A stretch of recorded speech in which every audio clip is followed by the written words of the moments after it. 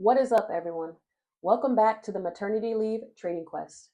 We are documenting the journey towards $100,000 by February 2027.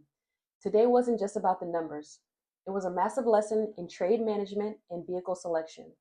I'm making a strategic executive decision to go mostly flat into the weekend outside of my silver swing and my leaps. Let's get into why I'm taking the short term stress off the table and the expensive lesson I learned today on Meta. Checking in on the numbers. The portfolio is up about $700 today.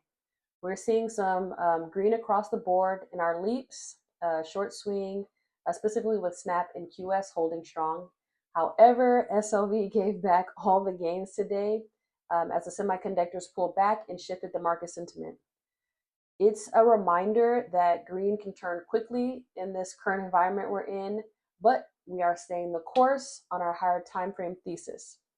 Now let's get to the breakdown of our meta trades from yesterday as well as from today. Yesterday was a masterclass.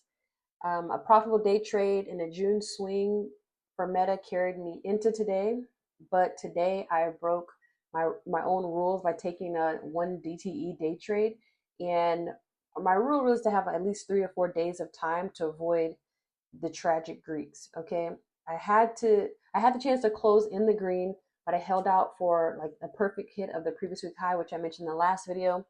Instead, previous month equilibrium acted as a wall. Meta got knocked down, smacked down, and because of that 1 DTE choice, the delta couldn't outrun the decay, and the drawdown became too heavy to manage.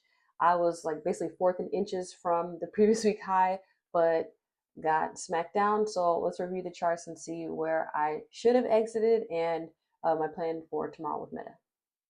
So I have here the 1 hour chart for Meta from yesterday. Pulled up, and I got the, let me show you here. All right, let me put it here. So we got a sweep of the 8 a.m. low by the 9 a.m. candle. I waited for the 10 a.m. entry, and we got a bullish imbalance fair value gap created here. I entered calls around, let me see. I'd say like around here, somewhere around there. And then I rode this all the way up to the highs of the day. I took a day trade, which went very well, and I took which was a May 15th call, and then they both were 605, so I took a 605 day trade, 515 expiration, and then I took a 618, 605 call. I ended up swinging the 605 call because I really felt that Meta wanted to make a push to previous week high.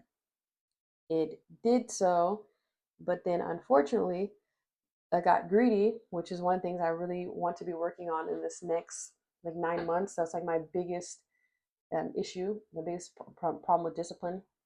Is like I know where the price want to go, but I need to take the small hits, the base hits to build up my portfolio. So it was great that I got that lesson again, because it's like I need to get it as many times as I need so I can become successful. So again, today we got the sweep of the 8 a.m. low by the 9 a.m. candle. I entered around this low here for a day trade. Actually I entered like around, let me show it to you. Actually entered around here for a day trade. I thought I was gonna like get a nice quick spike to previous week high, but I should not have taken a day trade today using the 515 expiration because that only gave me 1 DTE and the Greeks were all messed up. Like I think my delta was like 0.6 and then theta was like 2 point something, and the contract was just garbage and awful. So I shouldn't have taken that. I should have just stuck with the swing I had, and then I should have proceeded to exit here in this area where you see we kept getting rejection of previous month equilibrium price, or like big money, smart money, whatever you want to call them. They did not want Meta to break that yet. So this is either them pulling back down so they can accumulate, or it was like some distribution for us to go lower. I think it's the former, where they're just big money's trying to load up before they send this in anticipation for NVIDIA earnings next week, which we'll talk about. But really the lesson today was, do not pass up gains to try to get that one more, like couple extra dollars. Like it was just one or two more dollars. I could have ended today probably with like $1,200 again. And instead I kept the swing open and I lost on a bad drawdown on that day trade I had. So still today up $700, but not where I want to be. I should have done better. So I took my note.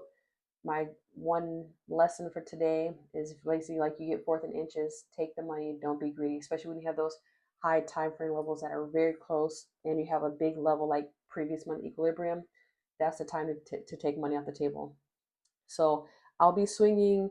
Let me go up to the 24-hour chart. I'll be swinging this, because I have no choice, I already did it, but swinging this into tomorrow.